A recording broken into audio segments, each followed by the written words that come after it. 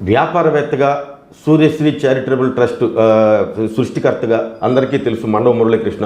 ఆ తదనంతరం ఇటీవల ఒక 2 years బ్యాక్ కమ్మవారి సేవా సంఘం అని చెప్పిన ఒక సంస్థను స్థాపించారు.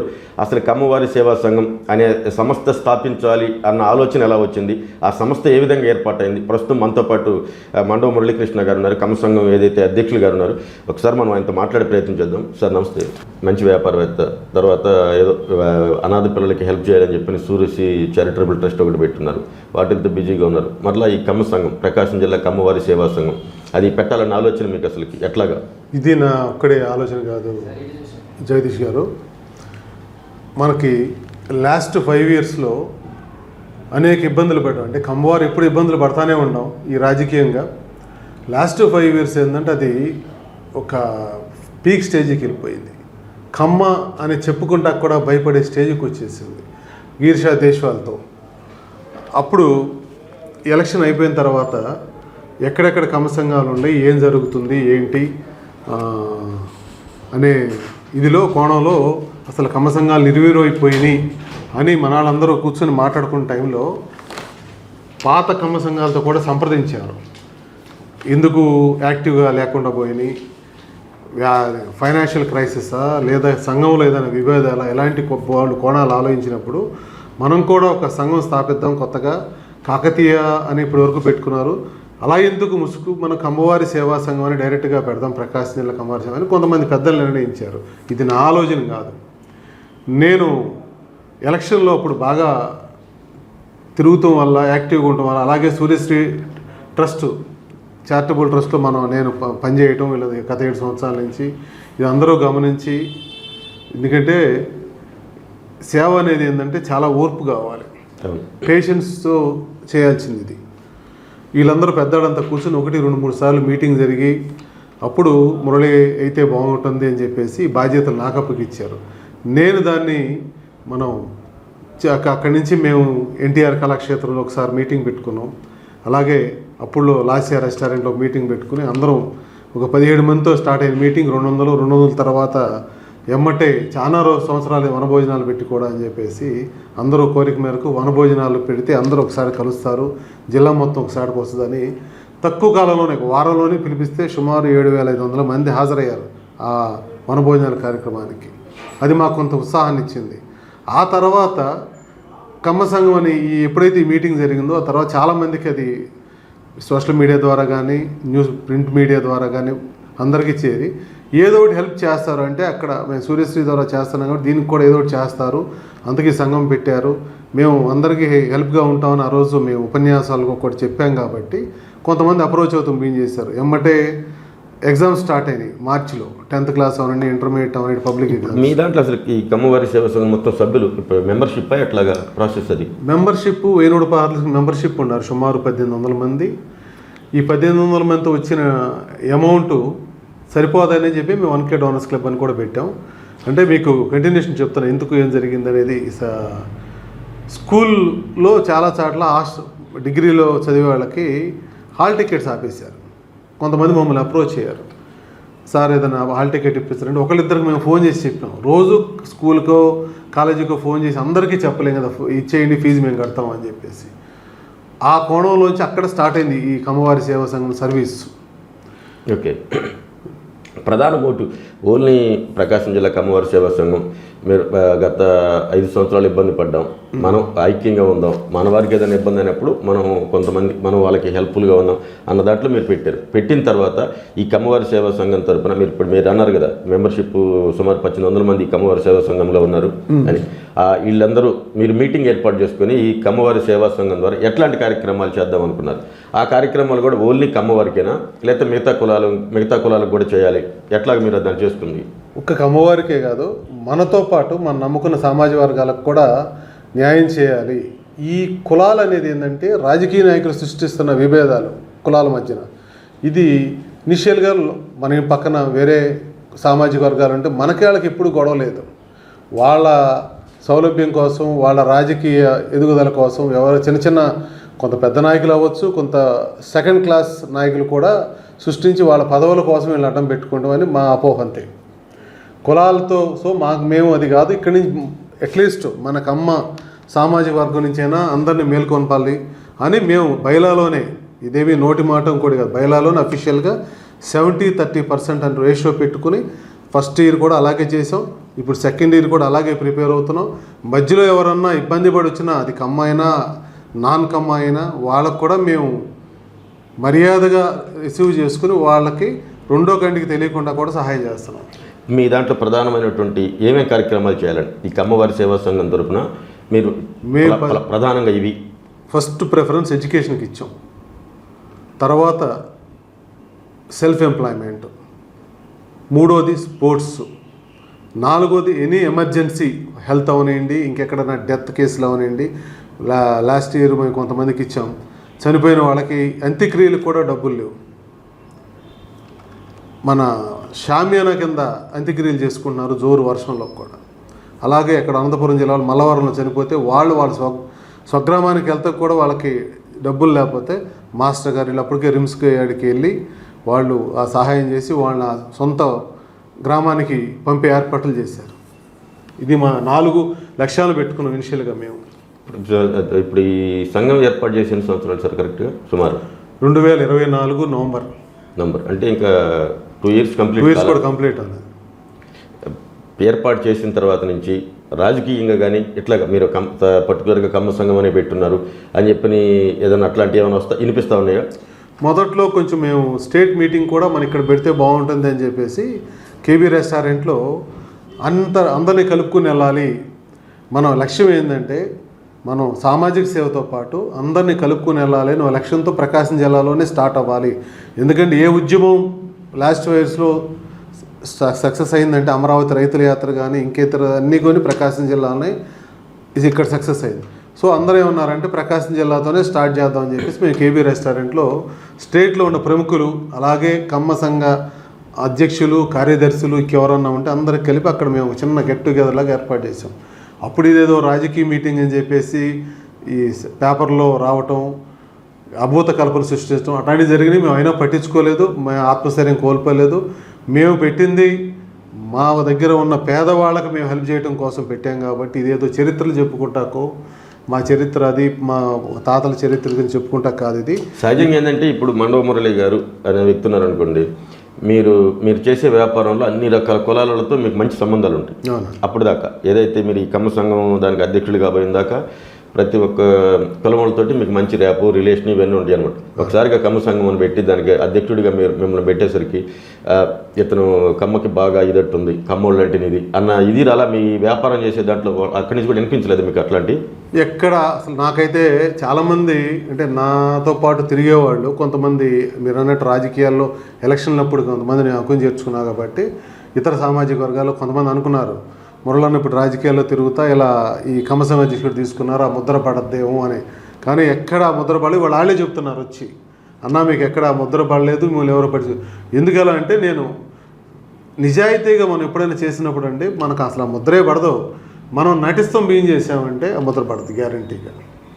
మనం అన్ని సామాజిక వర్గాలకి చేస్తాం. నేను పర్సనల్గా కూడా అన్ని సామాజిక వర్గాలకి నా దగ్గరకు వచ్చిన వాళ్ళకి దీంతో సంబంధం లేకుండా కూడా చేస్తాను. అంటే దీనికి కొన్ని పరిధులు ఉంటాయి. దీనికి కొన్ని కట్టుబాట్లు కొన్ని పెట్టుకున్నాం మేము. పరిధి దాటి నా సొంతగా నేను ₹1 కూడా ఖర్చు పెడతాకలేదు. కమిటీ ఉంది, కమిటీలో పెద్దలు ఉన్నారు. ఈ పెద్దల ద్వారానే ఏదైనా నిర్ణయం జరుగుతుంది. నేను తిరిగి అందరినీ డబ్బులు అర్జించినా డొనేషన్లు ఏమో కావాలని నాకు తెలిసిన పెద్దలను అందరికీ ఇచ్చినా దాంట్లో నుంచి మేము ₹1 కూడా నా స్వతహాగా నేను ఏది రికమెండ్ చేయను. వాళ్ళు పెద్దవాళ్ళు రిటైర్డ్ టీచర్స్ కానివ్వండి, రిటైర్డ్ మా సెక్రటరీలు కానీ వీళ్ళంతా అనుభవస్తులు. అందుకే ఈ సంఘం ఇంత గట్టిగా ₹1 ప్రతి రూపాయి వాళ్ళు గుమస్తాతో కూడా అనంచరు. వాళ్ళే స్వయంగా వాళ్ళే చూసుకుంటారు అకౌంట్ అంతా. ఇప్పుడు మీ సంఘం తరపున ఏదైతే మీరు అధ్యక్షుడిగా ఉన్నారు సార్, ఇప్పుడు కేటగిరీ విభజించారా? ఎడ్యుకేషన్ దాన్ని పలానా వ్యక్తి, దీన్ని మీరు ఒక్కొక్కటి అట్లా పంచుకున్నారు? అలా లేదు. ఒక స్క్రూటినీ కమిటీని మాత్రం ఎడ్యుకేషన్కి ఎక్కువ ఇంపార్టెన్స్ ఇస్తున్నాం కాబట్టి సపోజ్ మేము ఈ సంవత్సరం ₹1 బడ్జెట్ పెట్టుకున్నామండి. ఆర్థిక సంవత్సరానికి సుమారు 75 నుంచి 80 లక్షలు ఓన్లీ ఎడ్యుకేషన్కే ఖర్చు అవుతుంది. ఓకే. ఆ ఎడ్యుకేషన్ సంబంధించి అప్పటికి ఒక ప్రాసెస్ పెట్టుకున్నాం. అకాడమిక్ ఇయర్ స్టార్టింగ్ అంటే జూన్లోంచి మే నుంచి జూన్ 15 వరకు 45 రోజులు టైం ఇస్తాం. ఈ 45 రోజుల్లో వాళ్ళు మేము ఎక్కడ ఇన్సిస్ట్ చేయము, మీ స్కూల్లో చేరండి, ఈ కాలేజీలో చేరండి, ఈ కాలేజీ మంది, ఈ కాలేజీ ఈ స్కూలు వాళ్ళది వీళ్ళది అనేది వాళ్ళ ఇంట్రెస్ట్, వాళ్ళ పేరెంట్స్ ఇంట్రెస్ట్ వాళ్ళే ఎంక్వైరీ చేసుకుని వాళ్ళే ఎక్కడొకసారి చేరి అప్లికేషన్ పెట్టుకున్నప్పుడు పలానా వాళ్ళకి ఫీజు ఇంత, ఫీజు డీటెయిల్స్ అన్నీ వాళ్ళ డీటెయిల్స్ ఇవ్వాలి, తండ్రి పేరు అందరూ. దాన్ని స్క్రూటినీ కమిటీ చెక్ చేసి వీళ్ళు ఎంతవరకు ఎలిజిబుల్, ఎంత ఫీజు కట్టాలి, వాళ్ళ కమిటీ నిర్ణయం ప్రకారమే చెక్స్ డిస్ట్రిబ్యూట్ చేస్తాం. అది కూడా పర్సనల్గా వాళ్ళకి చేతికి ఇవ్వం, స్కూల్కే పంపిస్తాం. కాలేజీ యాజమాన్యత కాలేజీ, స్కూల్ యాజమాన్యాలకే ఇస్తాం. ఓకే, ఇప్పుడు ఈ సంఘం ద్వారా ఇది ఎడ్యుకేషన్ ప్రస్తుతం. మిగతా కార్యక్రమాలు ఫర్దర్గా ఫ్యూచర్లో ఎట్లాంటి దీని మీద మీరు చేయబోతున్నారు?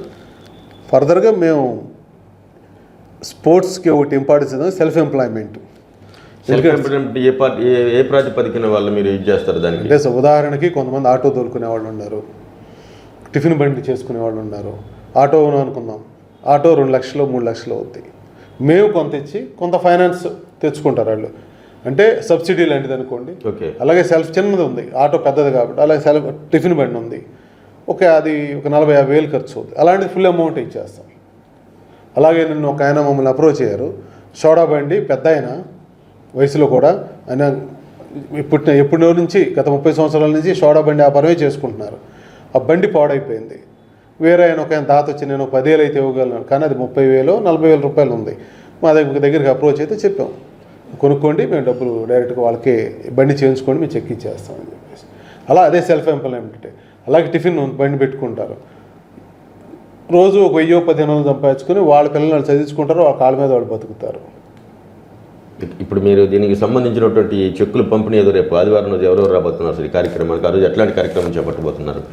ఈ కార్యక్రమానికి మేము ఒక 20 మంది గెస్టులని వాళ్ళ పర్మిషన్తోనే, వాళ్ళ అనుమతితోనే కార్డులో కూడా ప్రింటింగ్ వేసి పేర్లు రాసాం. దీంట్లో ఒకళ్ళిద్దరు ఏదన్నా మిస్ అవుతారేం కానీ, ఎందుకంటే ఒక ఆయన యూఎస్ వెళ్ళారు, ఒకళ్ళిద్దరు వాళ్ళు టైం అందుకోలేరేమో అని అనుకుంటాం. మిగతా వాళ్ళందరూ మన ముఖ్యంగా ఒంగోలుకు వచ్చేటప్పటికి గౌరవనీయులు మన ఎమ్మెల్యే గారు దామచర్ల జనార్దన్ రావు గారు, కందుకూరు శాసనసభ్యులు ఇంటూరు నాగేశ్వరరావు, సంతనూతలపాడు శాసనసభ్యులు విజయ్ కుమార్ గారు, అలాగే మన ఎమ్మెల్సీ కంచెల శ్రీకాంత్ గారు, లంకా దినకర్ గారు, దామచర్ల సత్య గారు, మన ఉర్దూ అకాడమీ చైర్మన్ షిబ్లీ గారు, కోమటి జయరామ్ గారు, వీళ్ళందరినీ ఆహ్వానించాం. ఇంచుమించుగా ఒక జయరామ్ గారు యూఎస్లో ఉంటారు, ఆయన ఒక్కటే డౌటు. ఇంకా ఇటు వచ్చేటప్పటికి మనకి గూడూరు సత్యనారాయణ గారు, కాంటినెంటల్ కాఫీ అధినేత చలా రాజేంద్ర ప్రసాద్ గారు, అలాగే పావులూరి శ్రీనివాసరావు అని చెప్పేసి ప్రకాశం జిల్లా వాసే, విజయవాడలో సెటిల్ అయ్యారు, మంచి సామాజికవేత్త ఆయన కూడా. అలాగే గ్రేటర్ విజయవాడ అధ్యక్షులు, కాకతీయ సమితి అధ్యక్షులు వీరమాచినేని ప్రసాద్ గారు. ఇటు వచ్చేటప్పటికి మన సినిమా ఫీల్డ్కి వచ్చేటప్పటికి కాటగడ్డ ప్రసాద్ గారు, film producers association, south India film producers association president. అలాగే భాగ్యరాజా గారు, శివాజీ గారు, సుమన్ గారు యుఎస్లో ఉన్నారు, షూటింగ్ అయిపోతే మ్యాక్సిమం వస్తాకి ట్రై చేస్తారని చెప్పారు. అలాగే మన ప్రసిద్ధి చెందిన ప్రకాశం జిల్లా న్యూస్ ఛానల్ రాజనీతి కల్లూరు సురేష్ గారు, ఆయన కూడా ఆహ్వానించాం, ఆయన కూడా తప్పకుండా వస్తానని హామీ ఇచ్చారు. ఇప్పుడు ఏదైతే ఇప్పుడు ఈ కమసంఘం ఇప్పుడు మీటింగ్ ఫర్దర్గా ఇప్పుడు మీరు కమసంఘం అనేదాన్ని ప్రస్తుతం ఒంగోలు కేంద్రంగానే మీ కార్యకలాపాలు జరుగుతూ ఉన్నాయి. దీన్ని మన జిల్లా వారీగా, నియోజకవర్గాల వారీగా కానీ, లేకపోతే జిల్లాలో మిగతా ప్లేసుల్లో కానీ బ్రాంచెస్లకు కానీ అట్లా ఏర్పాటు చేసే ఇదేమైనా ఉందా సార్? బ్రాంచెస్ ఏం చేయగానే అన్ని సంఘాలతో అనుబంధంగా, ఉదాహరణకి త్రిపురాంతకం, ఎర్రగొండపాలెం, దర్శి, ఇటు వచ్చేటప్పుడు ఉప్పుకొండూరు, ఎక్కడికక్కడ సంఘాలు ఉన్నాయి ఆల్రెడీ ఎప్పుడో నుంచి ఉన్నాయి. వాళ్ళని కూడా యాక్టివేట్ చేసి మేము చేసేది చెప్తా, ఈ 1K డోనర్స్ లెవెల్లో వాళ్ళు కూడా కొంతమందిని ఆర్థిక పరిపుష్టి ఉండాలని దీంట్లో యాడ్ చేసుకుంటా, వాళ్ళు కూడా చైతన్యం, వాళ్ళని కూడా ఇక్కడ అందరికీ చెప్పండి, మనం ఇలా చదివిస్తున్నాం, మీకు తెలిసిన ఎవరైనా విద్యార్థులు ఉంటే వాళ్ళు కూడా చెప్తే మనం వాళ్ళకి ఫీజులు కడదాం. ఎప్పుడైతే తెలియపడతాం అయ్యే మన బ్రాంచ్లు, కొత్తగా బ్రాంచ్ పెట్టాల్సింది ఉన్నవాటిని, ఎందుకంటే ఇదంతా ఖర్చుతో కూడుకుంది కాబట్టి ఆల్రెడీ ఉండాటినే మనం యాక్టివ్ చేస్తున్నాం, వాళ్ళతో కలుపుకుని పోతున్నాం. మనం కొత్త పెడతాకి మనం ఏమీ ట్రై చేయట్లేదు, ఉండాటితోనే కలుపుకుని వెళ్ళాలి. మనం కొత్తగా పెట్టాం కాబట్టి వాళ్ళతో చేయి కలిపి ముందుకు నడుపుతున్నాం. ఉదాహరణకి రేపు శ్రీశైలం శివరాత్రి వచ్చింది, వెళ్ళేదానికి అన్నదానం చేయాలి, అక్కడున్న ఆ సంఘంతో మేము కూడా మా వంతు కొంత అమౌంట్ ఇచ్చి మేము కూడా వాళ్ళ దగ్గరికి వెళ్ళి ఆ పని చేయాలి. త్రిపురాంతకం ఉంది, త్రిపురాంతం కూడా వాళ్ళు అన్నదానం చేస్తుంటారు. మేము కూడా కొంత కంట్రిబ్యూషన్ చేసుకుంటా వాళ్ళ దగ్గరికి వెళ్ళి మేము కూడా కనపడి వాళ్ళతో అంత ఎంకరేజ్మెంట్ ప్రతిసారి మేము ఎంతో కొంత మాది కూడా ఇస్తా ఎంకరేజ్మెంట్. సింగరకొండ ఉంది, డొనేషన్ ఇక్కడ కూడా ఇచ్చేసి అలా జిల్లా సంఘం లాగా అందరిని అలా కలుపుకుని వెళ్దాక మేము ప్రయత్నిస్తున్నాం. ఇంకా సంవత్సరంన్నర అయింది కాబట్టి ఇంకా అందరూ ఇప్పుడే మాతో కలిసి మెలిసి నడుస్తూ ఉన్నారు. దీన్ని పూర్తి సర్వీస్ మోటోలో అన్ని జిల్లాలకు కూడా ప్రకాశం జిల్లా కమ్మ సంఘం ఒక ఆదర్శంగా, అలాగే అన్ని సామాజిక వర్గాలకు కూడా మేము ఆదర్శంగా నిలిచి, ఉదాహరణకి మా కమ్మవారే వేరే సామాజిక వర్గం దగ్గరికి వెళ్ళి కూడా వాళ్ళు కూడా డబ్బులు తీసుకునేటట్టు. అంటే అప్పుడేమవుతుందంటే ఒకళ్ళకి పాత రోజుల్లో ఒక్కొక్కళ్ళు బావ మామ బామ్మర్ది అనుకునేవాళ్ళు కదా, ఆ రిలేషన్ ఇన్ ఫ్యూచర్లో వచ్చేటట్టు చేద్దాం అనుకుంటున్నాం. ఈ రాజకీయ నాయకులు సృష్టించే అబోధ కల్పనలు ఈ చెడు ప్రచారాలు మెల్లిగా రూపుమాపాలి. ముందు ఎడ్యుకేషన్ ఇస్తే వాళ్ళ ఫ్యామిలీ స్ట్రాంగ్ అవుతుంది, ఎంతో కొంత చదువుకుంటే. అదే మేము కాన్సెప్ట్ ఎడ్యుకేషన్ ఎక్కువ ఇంపార్టెన్స్ ఇస్తున్నాం. సార్, ఇప్పుడు ఏదైతే ప్రకాశం జిల్లా కమ్మవారి సేవా సంఘం ఉందో, ఈ సేవా సంఘం ద్వారా ఎడ్యుకేషన్కి సంబంధించి మీరు 1K డోనర్స్ దానికి అధ్యక్షులుగా ఉన్నారు. ఈ 1K డోనర్స్ పెట్టాలనే ఆలోచన మీ సంఘం తరపున అసలు ఫస్ట్ ఎట్లా వచ్చింది సార్? అది ఇక్కడ ఫస్ట్గా మొట్టమొదట మనం ఎవరికైనా సహాయం చేయాలనుకున్నప్పుడు ఎవరైతే మన కమిటీ సభ్యులు ఉన్నారో వాళ్ళే తలా కొంత అమౌంట్ వేసుకొని చెల్లించడం జరిగింది. ఇది దీర్ఘకాలము అందరం మనం సొంత డబ్బులు వేసుకొని చేయాలంటే చేయలేమనే ఉద్దేశంతో మనం సభ్యుల్ని కొంతమందిని పెట్టుకొని మంత్లీ 1000 రూపీస్ కలెక్ట్ చేస్తూ, ఇవి కొంతమంది సభ్యుల ద్వారా మనం కలెక్ట్ చేసి మనం ఏదైనా మనం చేయగలము అనే ఉద్దేశంతో ఈ 1K అనేటువంటిది పెట్టడం జరిగింది. ఫస్ట్ మీరు ఈ 1K పెట్టినప్పుడు ఎంతమంది 1K డోనర్స్గా దీంట్లో జాయిన్ అయ్యారు? ఫస్ట్ మొట్టమొదట మనం ఏప్రిల్ 2025లో ఇది స్టార్ట్ చేయడం జరిగింది. ఏప్రిల్ 2025 స్టార్ట్ చేసినప్పుడు దీన్ని మొట్టమొదటి 50 మందితో చేద్దాం అనుకున్నాం. ఈ 50 మంది అనుకున్నది చాలా ఈజీగా అయితే ఇక మంత్ పెంచుకుంటూ మార్చి వచ్చేళ్ళకి మనం 450 మంది సభ్యులు చేర్చాం. ఓకే, ఇప్పుడు మొత్తం 450 మంది 450 మంది లాస్ట్ ఫైనాన్షియల్ ఇయర్లో ఉన్నారు. ఈ ఫైనాన్షియల్ ఇయర్లో ఏప్రిల్ నుంచి ఇప్పుడు జూన్ వరకు 650 మంది సభ్యులు చేర్చాం. మొత్తం ఓవరాల్గా ఇప్పుడు 650 మెంబర్స్ ఉన్నారు. 650 మంది ఉన్నారు 1K డోనర్స్. ఈ అమౌంట్ అనేది ఇప్పుడు విద్యార్థులు ఏదైతే ఉన్నారు కదా, ఇప్పుడు ఆ విద్యార్థులకి మీరు ఏ ప్రాతిపదికన మనం ప్రెస్ మీటింగ్ పెట్టి పిల్లలందరినీ అప్లికేషన్ పెట్టుకోమని చెప్పాం. ఈ అప్లికేషన్ పెట్టుకునేటప్పుడు పేరెంట్స్ లేనటువంటి వాళ్ళు, పూర్గా ఉన్నటువంటి వాళ్ళు, ఫస్ట్ ప్రిఫరెన్స్ పేరెంట్స్ లేని వాళ్ళు, సింగిల్ పేరెంట్ వాళ్ళ తర్వాత పూర్ ఇంటి దగ్గర వాళ్ళ ఫ్యామిలీ పరిస్థితి, వీటన్నిటిని దృష్టిలో పెట్టుకొని మనం అప్లికేషన్ పెట్టుకుంటాం. ఈ అప్లికేషన్ పెట్టుకునేటప్పుడు కూడా మనకు 1K ఎవరైతే కడుతున్నారో వాళ్ళు 3 రికమెండ్ చేయాలి ఆ క్యాండిడేట్ని. ఓకే, ఇప్పుడు ఒక విద్యార్థి మీ దగ్గరికి వచ్చి మీకు అప్లికేషన్ పెట్టాలి అని చెప్పినంటే తప్పనిసరిగా ఈ 1Kలో మెంబర్షిప్ ఉన్న వాళ్ళు ఎవరైతే ఉంటారో వాళ్ళు ఓకే వీళ్ళు పలానా పేరెంట్స్ లేని వాళ్ళను, లేకపోతే సింగిల్ పేరెంట్ అను, లేకపోతే కొంచెం ఆర్థికంగా స్థితిమంతులు కారు, ఒకళ్ళు అమ్మ నాన్న ఉన్నా కూడా వీళ్ళు కొంచెం పూర్ ఫ్యామిలీ, మీరు హెల్ప్ చేయండి అని చెప్పిన మీ దాంట్లో డోనర్స్ కూడా ఒక 3 వాళ్ళకి ఎలిజిబిలిటీ ఉందా లేదనేది వాళ్ళు నిర్ణయిస్తారు. అంటే ఎప్పుడైతే మన సభ్యులు 3 నిర్ణయించారో దాదాపు 90% మనకు ఓకే. ఇబ్బంది ఉంటేనే కదా మనోళ్ళు మనకు చెప్పేది. మిగతా 10% మనం దాన్ని టెస్ట్ చేస్తాం. ఇక్కడికి వచ్చి మీరు ఓ 5 మెంబర్స్తో స్క్రూటినీ కమిటీ వేసాం. ఈ స్క్రూటినీ కమిటీ ప్రతి అప్లికేషన్ చూసి వాళ్ళకి ఫోన్లు చేసి ఏంటి మీ పరిస్థితి, ఇవి ఇక్కడ ఉన్న దాన్ని అన్ని కరెక్టా కాదనేది మళ్ళీ చూసుకొని అప్పుడు ఓకే చేస్తారు. అందుకే ఇచ్చేటప్పుడు కూడా మనం అందరం ఒకటిగా అయ్యాం. పేరెంట్స్ లేనటువంటి వాళ్ళు, పూర్ పీపుల్, బాగా మంచి మార్క్స్ వచ్చిన వాళ్ళు, వీటన్నిటిని దృష్టిలో పెట్టుకొని మనం అమౌంట్ కాస్త అటు ఇటుగా ఇస్తుంటాం అనమాట. ఇప్పుడు అదే నేనంటే ఈ అమౌంట్లు ఇప్పుడు మనం మీ దగ్గరికి వస్తారు, 5th క్లాస్ అని ఒకరు వస్తారు, 10th అని ఒకరు వస్తారు, ఇంటర్ అని ఒకరు వస్తారు, డిగ్రీ అని ఒకరు వస్తారు. పర్టికులర్గా ఈ ఇయర్ దాకా ఇప్పుడు 5th క్లాస్ దాకా ఇంత అమౌంట్, 5th నుంచి 10th దాకా చదివేటువంటి పిల్లలకి ఇంత అమౌంట్, ఇంటర్మీడియట్ చదివే వాళ్ళకి ఇంత, డిగ్రీ చదివే వాళ్ళకి ఇట్లా, అట్లా మీరు ఏమైనా దాన్ని ఇదే లేకపోతే ఎట్లా సార్? అంటే కరెక్ట్గా ఇంత అనేది ఏం కాదు. మనం బిలో 5th క్లాసు ఓ 20,000, ఓకే, ఆ 20,000 అందరికీ ఇవ్వాలని ఏం లేదు. వాళ్ళకి ఉన్న పరిస్థితిని బట్టి, వాళ్ళ స్కూల్ ఫీజులను బట్టి, వాళ్ళ అవసరాన్ని బట్టి వాళ్ళకి 15 ఇవ్వచ్చు, 20 ఇవ్వచ్చు. అంటే ఆ చదువుకునే స్కూల్ని బట్టి, చదువుకునే స్కూలు ప్లస్ వాళ్ళ ఫ్యామిలీ ఫైనాన్షియల్ స్టేటస్, ఇటువంటిని దృష్టిలో పెట్టుకొని మనం అమౌంట్ కేటాయిస్తాం. అదే 20,000 అనేది మ్యాక్సిమం, 5వ తరగతి దాకా 20,000 అనేది మ్యాక్సిమం. ఇంకా వాళ్ళని దాన్ని బట్టి అమౌంట్ అనేది అది అట్లా 6th to 10th క్లాసు ఓ 25,000, దాన్ని కూడా మనం ఇదే విధంగా బేస్గా చేస్తాం. ఇంటర్మీడియట్ చదివే వాళ్ళకి 25 to 35 పెట్టాం. ఓకే. వాళ్ళ కాలేజీ బట్టి, స్కూల్ బట్టి, వాళ్ళకి 10th వచ్చిన మార్క్స్ని బట్టి, సీనియర్ ఇంటర్ అయితే జూనియర్ ఇంటర్లో వచ్చిన మార్క్స్ని బట్టి వీటన్నింటిని దృష్టిలో పెట్టుకొని వాటిని కేటాయించాం. అదేవిధంగా ఇంజనీరింగ్ స్టూడెంట్స్ వాళ్ళు ఫీజు రియంబర్స్మెంట్లో ఉన్నారనుకోండి, వాళ్ళకి తక్కువే ఉంటుంది, అందుకని వాళ్ళకి కొద్దిగా అమౌంట్ తక్కువ ఇస్తాం. అట్లా కాకుండా ఫీజు రియంబర్స్మెంట్ అంటే ఎంసెట్లో ర్యాంక్ లేక ₹1,00,000, ₹1,20,000 అట్లా డొనేషన్ కట్టి చేరేవాళ్ళు ఉంటారు. అలాంటి వాళ్ళకి ₹10 ఎక్కువగా ఇస్తాం. ఈ విధంగా మనము వాళ్ళ ఫైనాన్షియల్ స్టేటస్, వాళ్ళు కట్టే ఫీజులు వీటన్నిటిని దృష్టిలో పెట్టుకొని మనం నిర్ణయిస్తాం అన్నమాట. ఇప్పుడు వీటన్నిటిలో ఇప్పుడు మీకు 100 అప్లికేషన్లు వచ్చినాయి అనుకో, 100లో మీరు కమ్మ సంఘం తరపున కమ్మ వారికి ఇన్ని, మిగతా క్యాస్ట్లకి ఇన్ని ఎట్లా డివైడ్ చేస్తారు? అట్లా అదే చెప్పాను, మనకి అప్లికేషన్లోనే క్యాస్ట్ అని పెట్టాం సార్. వాళ్ళు రాస్తారు క్యాస్ట్, ఆ క్యాస్ట్ని బట్టి మనకు తెలుస్తుంది ఎవరికి ఎన్ని వచ్చినాయి. సపోజ్ ఈ ఇయర్ ఉన్నాయి అనుకోండి, 217 అప్లికేషన్లు వచ్చినాయి. ఈ 2017 అప్లికేషన్లు దగ్గర 52 అప్లికేషన్లు నాన్ కమ్మ. ఓకే. అది అట్లా ఎవరు వచ్చినా సరే వాళ్ళని చూసి ఫస్ట్ చూసి వాళ్ళ ఆర్థిక స్థితిగతులు ముందు మా 1K మెంబర్సే డిసైడ్ చేస్తారు. అది మాకు ఈజీ అయిపోతుంది అనమాట.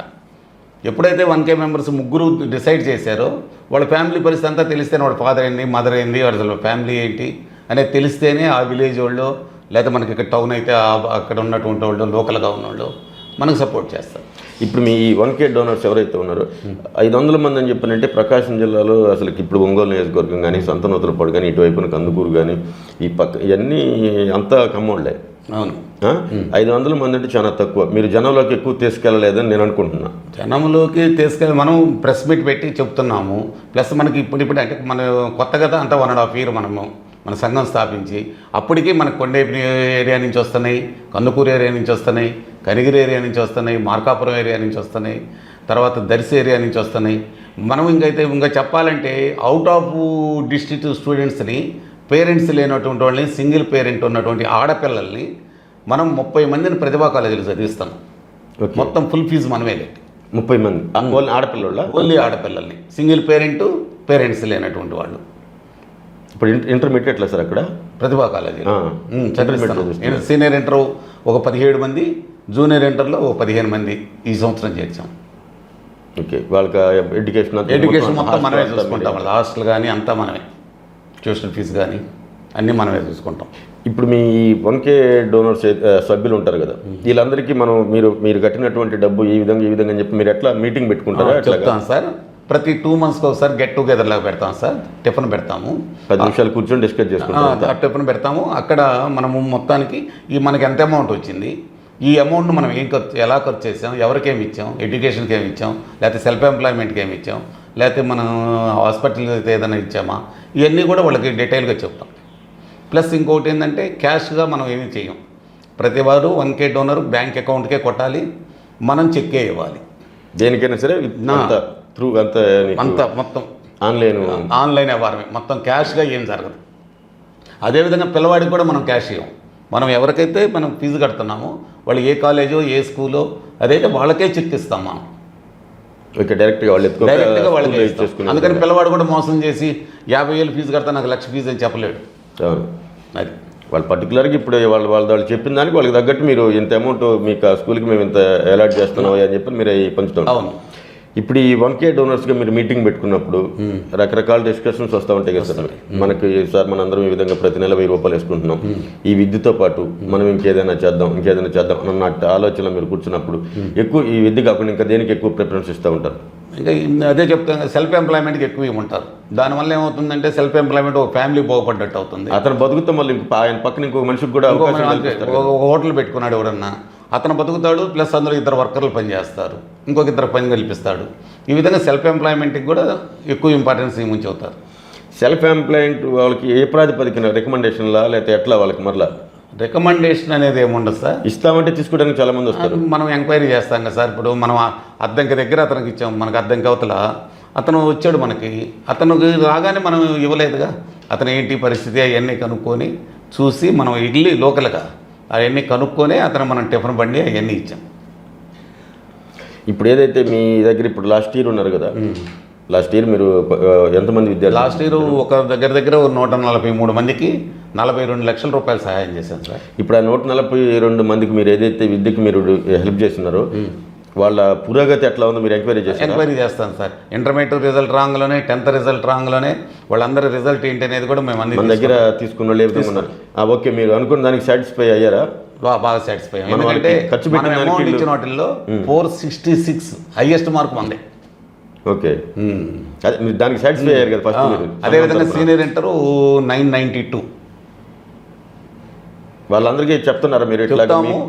ప్లస్ మనం ఇచ్చేటప్పుడు కూడా ఈ అప్లికేషన్కి వచ్చేటప్పుడు కూడా ఈ సంవత్సరం ఇస్తున్నాం, నెక్స్ట్ ఇయర్ మీలో డెవలప్మెంట్ లేకపోతే మేము ఇవ్వము అని చెప్తాం వాళ్ళకి. మీకు అమౌంట్ ఇచ్చినప్పుడు దానికి తగ్గట్టు మీరు కష్టపడి చదువుకొని చెప్తాం. నువ్వు మొదటి ర్యాంకులో ఉంటే మళ్ళీ నీకు నేను టీచర్గా పనిచేశాను, నాకు 33 years ఎక్స్పీరియన్స్. అదే అంటే ఎడ్యుకేషన్ గురించి మీకు బాగా తెలుసు కదా. తెలుసు కాబట్టి మనం పిల్లవాడు వచ్చినప్పుడు వాడికి ఒక క్లాస్ తీసుకుంటాం. మీరు చదవాలి, మీ తల్లిదండ్రులు పడే కష్టానికి మేము ఇచ్చే డబ్బుకి దానికి విలువ వస్తేనే నెక్స్ట్ ఇయర్ మీకు మేము అమౌంట్ ఇవ్వగలము అనేది మేము చెప్తాం. ఇప్పుడు మీకు ఈ కమ్మ సంఘం తరపున కొంతమంది ఎడ్యుకేషనల్ ఇన్స్టిట్యూషన్స్ ఉంటాయి కదా, వాటిల్లో ఏదైనా మీరు కమ్మ సంఘం తరపున వెళ్ళి సార్ ఎట్లాగా పిల్లలకి ఏదైనా మీరు హెల్ప్ చేస్తారా అని చెప్పిన ఏమన్నా మాట్లాడతాం సార్. ఎవరైనా స్టూడెంట్స్ వచ్చారనుకోండి, సార్ వీళ్ళు కొద్దిగా పూరు, మేము కొంత హెల్ప్ చేస్తాము, మీరు కొద్దిగా హెల్ప్ చేయండి అని అడిగి మనం చేస్తాము.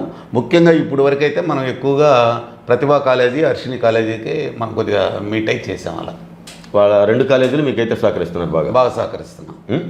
మీరు ఏదైనా చెప్పినప్పుడు తప్పనిసరిగా అని చెప్పిన వాళ్ళ వంతుగా వాళ్ళు. అవును, మిగతా వాళ్ళకి కలవాలి. ఇంకా ఇప్పుడు ఇంజనీరింగ్ ఇవన్నీ ఉన్నాయి కదా, ఇంజనీరింగ్ కాలేజీలు కూడా చాలా ఉన్నాయి కదా. అవును, ఇంజనీరింగ్ కాలేజీలు కూడా 1-2 క్విజ్ కాలేజీ వాళ్ళని అడిగితే ఈ ఫీజు అప్పుడు అంటే ఎంసెట్లో సీట్ రాక 1,00,000 కట్టాల్సి వస్తుంది కదా, అలాంటి వాళ్ళని అడిగితే 1-2 తగ్గించారు వాళ్ళు కూడా, క్విజ్ కాలేజీ వాళ్ళు కూడా. ఈ కమ్మవారి సేవ ఉన్నారు, ఎడ్యుకేషను, సెల్ఫ్ ఎంప్లాయ్మెంట్, ఇవి 2 ప్రధానంగా. ఇంకా ఫర్దర్గా ఇంకేమన్నా ఫ్యూచర్లో ఆలోచనలు ఏమైనా ఉన్నాయా? ఫ్యూచర్లో దీనికి ఒక సంఘం, ఒక ఆఫీస్ కట్టుకొని ఒక హాస్టల్ కట్టాలనే ఆలోచన ఉంది. హాస్టల్ ఎట్లాగది అంటే మన పిల్లలు బయట చదువుకుంటుంటారు, హాస్టల్లో ఉంటే వాళ్ళకి ఫీజులు ఎక్కువ అవుతున్నాయి కదా, మనం ఫ్రీ హాస్టల్ ఇవ్వాలనేది. ఓకే, ఇంటర్మీడియట్ కానీ ఇంజనీరింగ్ కానీ చదువుకునే పిల్లలు ఇక్కడి నుంచి కాలేజీలకు వెళ్ళేటట్టుగా మనం ఆలోచన. ఆ హాస్టల్ ఫీజులు 25,000, 30,000, 40,000 మంత్ తగ్గుతాయి, అవి మీ దగ్గర పెట్టాను. దానికి ప్రతిపాదన అయితే అంత సిద్ధం చేశారు సార్? అదే చేసాము. దాన్ని ఇంకా ముందు సైట్ కొనాలి కదా, ముందు ఆ సైటు అనేది చూస్తున్నాం. ఆ సైట్ దొరికితే దాన్ని బట్టి ఇక మనం చేస్తామన్నమాట.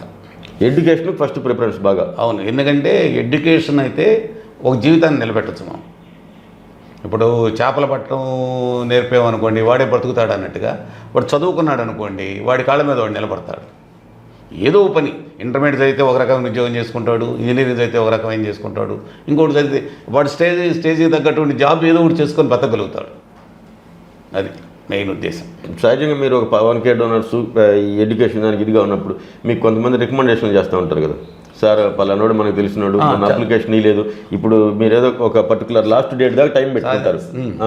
అది అయిపోయిన వెంటనే వెంకటేశ్వర గారు ఏం సార్ మా వాడు ఇట్లా సో అని చెప్పడం, దాన్ని అట్లాంటివి మీరు ఏం చేస్తారు సార్? అది ఎవరైనా చెప్పడం అనేది సహజము.